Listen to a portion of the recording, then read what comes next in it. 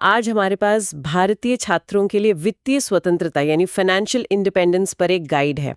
अब ये शब्द सुनने में थोड़ा भारी लग सकता है, लेकिन हमारे हाथ जो सोर्स लगा है वो इस पूरे सफर को बहुत ही सरल और प्रैक्टिकल कदमों में तोड़ता है। हम शुरुआत करेंगे सबसे बुनियादी लेकिन सबसे जरूरी चीज से, अपने पैसों का बॉस कैसे बने, मतलब बजट बनाना।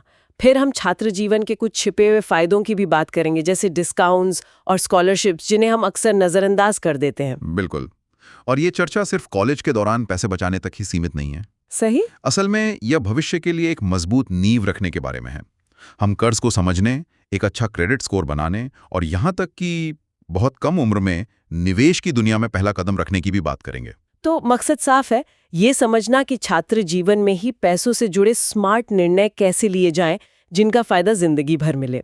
तो चलिए इस गुत्थी को सुलझाते हैं। चलिए। तो सबसे पहला कदम जहां से सब कुछ शुरू होता है, एक बजट बनाना।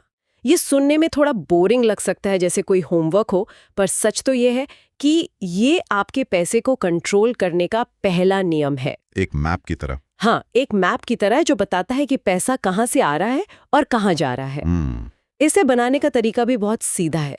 पहले अपनी आमदनी के सभी सोर्स एक जगह लिखें। पॉकेट मनी, कोई पार्ट टाइम काम, इंटर्नशिप का स्टाइपेंड या कोई स्कॉलरशिप। हाँ, फिर अपने सभी खर्चों को ट्रैक करें। कॉलेज की फीस, हॉस्टल का किराया, खाना, आना जाना और वो छोटे मोटे खर्चे भी, जैसे मोबाइल का बिल या दोस्तों के साथ एक कप कॉफी। बिल्कुल, वो सब कुछ। और यहीं पर एक साइकोलॉजिकल ट्रिक काम करती है, जिस पर इस गाइड में जोर दिया गया है। जब आप अपने खर्चों को सिर्फ एक बड़ी रकम के तौर पर देखते हैं तो वो डरावना लगता है। हाँ, लगता है कि अरे इतना सारा पैसा कहाँ गया। एग्जैक्टली। लेकिन जब आप उन्हें फिक्स्ड और वेरिएबल जैसी श्रेणियों में तोड़ते हैं, मतलब वो खर्चे जो तय हैं जैसे किराया, और वो जो बदलते रहते हैं जैसे बहुत खाना या शॉपिंग, तो अचानक आपको कंट्रोल महसूस होने लगता है। सही कहा। आप अचानक खुद को एक मैनेजर की तरह महसूस करने लगते हैं। आपको पता चलता है कि कौन सा डिपार्टमेंट बजट से ज्यादा जा रहा है। ये नियंत्रण की भावना देता है, लाचारी की नहीं। बिल्कुल सही कहा। अब इसके लिए कोई डायरी या एक्सेल शीट लेकर बैठने की भी जरूरत नहीं है। टेक्नोलॉजी इसमें बहुत मदद करती है। एप्स। हाँ, सोर्स में कुछ ऐप्स का जिक्र है, लेकिन भारतीय छात्रों के लिए वॉलनट या ईटी मनी जैसे ऐप्स बहुत काम के हो सकते हैं। यहाँ तक कि आजकल के यूपीआई ऐप्स में भी खर्चों को ट्रैक करने के फीचर होते हैं। ये आपके बैंक से सिंक होकर खुद ब खुद बता देते हैं कि आपने कहाँ कितना खर्च किया। हाँ, और ये ऑटोमेशन बहुत जरूरी है, क्योंकि सच कहूं तो कौन हर रोज बैठकर अपनी चाय कॉफी का हिसाब लिखना चाहता है? कोई नहीं। लेकिन यहाँ एक पेज एक जाल भी है। कई बार लोग ऐप इंस्टॉल तो कर लेते हैं, पर 2 हफ्ते बाद उसे खोलकर भी नहीं देखते। हाँ, ये होता है। तो सोर्स इस आदत को बनाए रखने के बारे में क्या कहता है? क्या सिर्फ ऐप होना काफी है? ये बहुत अच्छा सवाल है। सोर्स कहता है कि टूल से ज्यादा जरूरी आदत है। इसकी सलाह है कि इसे एक गेम की तरह देखें। हर हफ्ते के अंत में बस 10 मिनट निकालकर देखें कि आपका पैसा कहाँ गया। अच्छा। अपने लिए छोटे छोटे चैलेंज सेट करें, जैसे इस हफ्ते मैं बाहर खाने पर 500 रुपए से ज्यादा खर्च नहीं करूंगी। जब आप इन लक्ष्यों को पूरा करते हैं तो ये एक छोटी जीत की तरह महसूस होता है, जो आपको आगे बढ़ने के लिए मोटिवेट करता है। तो एक बार जब आप अपने पैसों के बॉस बन जाते हैं और आपको पता है कि हर रुपया कहाँ जा रहा है, तो असली मजा शुरू होता है। अब आप उस पैसे को दिशा दे सकते हैं और यहीं से बचत की कहानी शुरू होती है। बिल्कुल। और बचत के लिए कुछ बहुत ही आसान सुझाव दिए गए हैं। पहला, घर पर खाना बनाना, जो कि एक लाइफ स्किल भी है। हाँ, बाहर का खाना सुविधाजनक है, पर जेब पर बहुत भारी पड़ता है। खाना बनाना सीखना पैसे भी बचाता है और सेहत भी सुधारता है। सही। दूसरा है किताबों को लेकर। नई टेक्स्ट बुक खरीदने के बजाय लाइब्रेरी, सेकेंड हैंड किताबें या डिजिटल कॉपीज का इस्तेमाल करें। Amazon और फ्लिपकार्ट पर भी पुरानी किताबें काफी सस्ती मिल जाती हैं। और तीसरा, पब्लिक ट्रांसपोर्ट। अपनी गाड़ी या बाइक रखना अच्छा लगता है, लेकिन पेट्रोल, पार्किंग और मेंटेनेंस का खर्चा बहुत ज्यादा होता है। बस, मेट्रो या राइड शेयरिंग का इस्तेमाल करना एक स्मार्ट फैसला है। ये छोटे छोटे कदम लग सकते हैं, लेकिन ये मिलकर एक वित्तीय तकिया या फाइनेंशियल कुशन बनाते हैं। फाइनेंशियल कुशन सही शब्द है। मैं तो इसे फ्रीडम फंड कहना पसंद करूंगा। ये सिर्फ इमरजेंसी के लिए नहीं है। ये वो पैसा है जो आपको विकल्प देता है, शायद एक नई स्किल सीखने का, कोर्स करने का, या बिना किसी तनाव के अपनी इंटर्नशिप बदलने का। जी। ये आपको मानसिक शांति और स्वतंत्रता देता है। और यहाँ ये सच में दिलचस्प हो जाता है।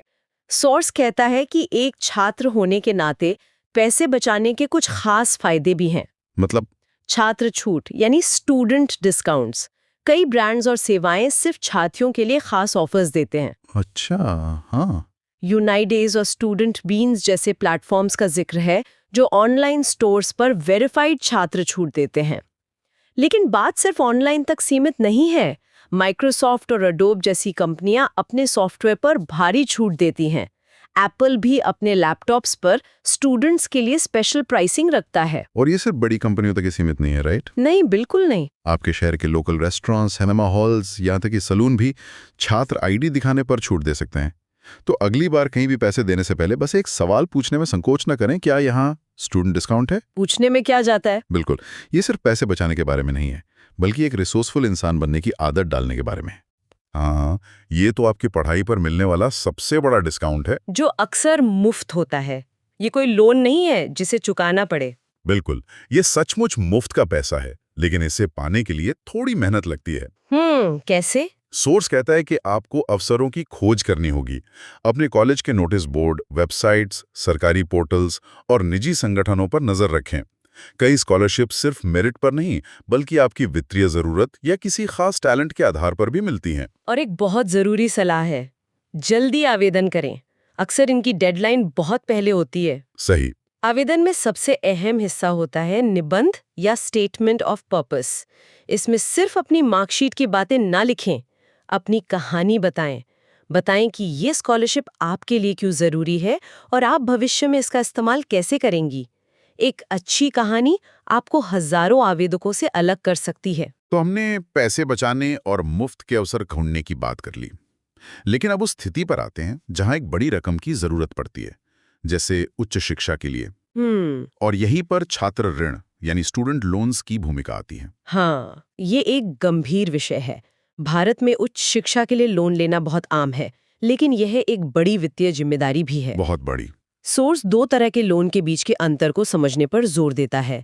सरकारी बैंकों से मिलने वाले एजुकेशन लोन और निजी बैंकों या एनबीएफसी से मिलने वाले लोन। और यहाँ अंतर समझना बहुत जरूरी है। सरकारी बैंकों के लोन में अक्सर ब्याज दरें थोड़ी कम होती हैं और चुकाने की शर्तें भी ज्यादा लचीली होती हैं। हाँ, जैसे पढ़ाई पूरी होने के बाद 1 साल का मोरेटोरियम पीरियड मिलना।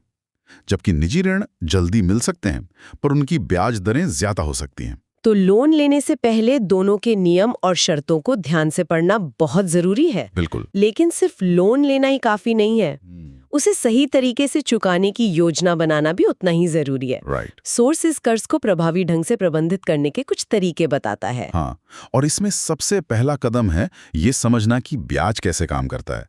जब भी संभव हो, लोन के मूलधन यानी प्रिंसिपल अमाउंट पर थोड़ा अतिरिक्त भुगतान करें। अच्छा। भले आप हर महीने सिर्फ 1000 रुपये ज्यादा दें, लेकिन इससे आपके लोन की कुल अवधि और कुल ब्याज में भारी कमी आ सकती है। ये आपके भविष्य के खुद को एक तोहफा देने जैसा है। और कर्ज के साथ ही जुड़ा है क्रेडिट बनाने का विषय। एक अच्छा क्रेडिट स्कोर भविष्य में बहुत काम आता है।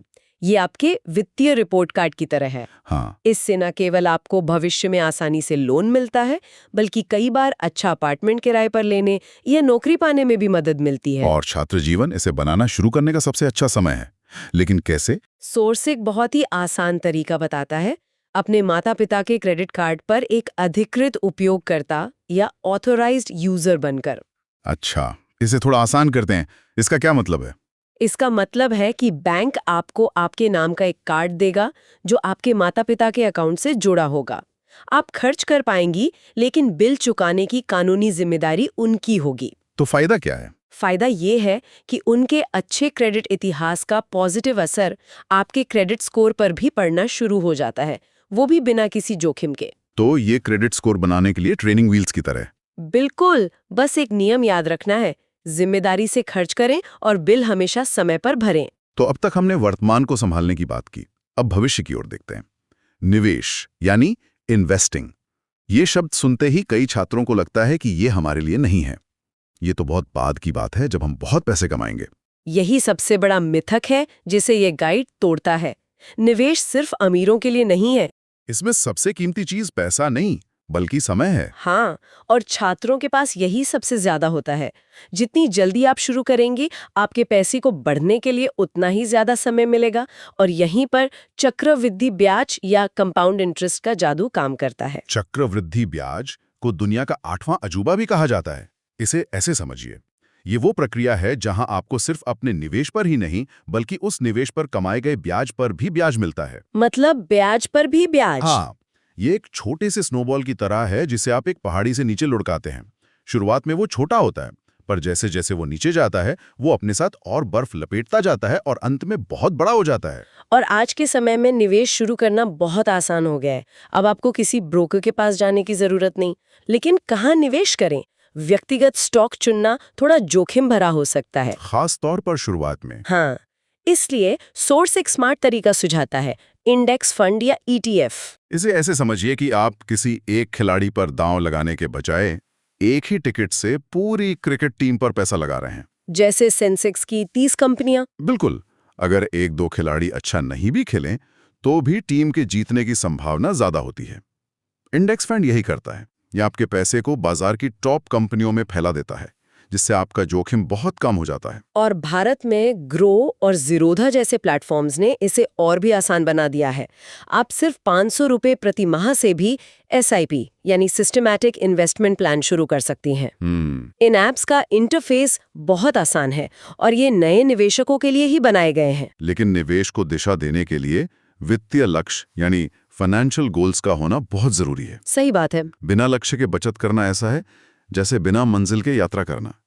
लक्ष्य आपको बताते हैं कि आप ये सब क्यों कर रहे हैं। सोर्स इन्हें 2 भागों में बांटने की सलाह देता है। छोटे लक्ष्य जैसे एक नया लैपटॉप खरीदना या कोई ऑनलाइन कोर्स करना, और बड़े लंबे लक्ष्य, हाँ, जैसे 5-10 साल में अपनी मास्टर्स की पढ़ाई के लिए फंड जमा करना, कोई स्टार्टअप शुरू करना या रिटायरमेंट के लिए बचत करना। अंत में सोर्स स्नातक होने के बाद के जीवन के लिए योजना बनाने पर जोर देता है। जब आपकी पहली सैलरी आती है तो एक बहुत बड़ा पल होता है। अचानक आपके पास पहले से कहीं ज्यादा पैसा होता है। और यहीं पर लाइफस्टाइल इन्फ्लेशन का खतरा होता है। क्या मतलब? यानी आमदनी बढ़ते ही खर्चे बढ़ा देना। अच्छा, हाँ। इसके लिए तैयार रहना जरूरी है। सोर्स की सलाह है कि अपनी पहली सैलरी मिलते ही एक नया बजट बनाएं। सबसे पहले अपने छात्र ऋण जैसे उच्च ब्याज वाले कर्ज को चुकाने पर ध्यान दें और अपनी कमाई का एक हिस्सा रिटायरमेंट के लिए बचाना शुरू करें। ये भले ही बहुत दूर की बात लगे, लेकिन आपके 20s में बचाया गया 1 रुपया आपके 50s में बचाए गए 10 रुपए से ज्यादा ताकतवर होता है। तो इस सब का क्या मतलब है? मतलब ये कि वित्तीय स्वतंत्रता कोई मंजिल नहीं है, बल्कि एक यात्रा है जो छात्र जीवन में ही शुरू हो जाती है। बिल्कुल। बजट बनाने वाले ऐप से लेकर चक्रवृद्धि ब्याज की शक्ति को समझने तक ये सभी प्रैक्टिकल कदम हैं जिन्हें आज ही उठाया जा सकता है। बिल्कुल। सोर्स का मुख्य संदेश यह है कि हर छोटा निरंतर प्रयास मायने रखता है।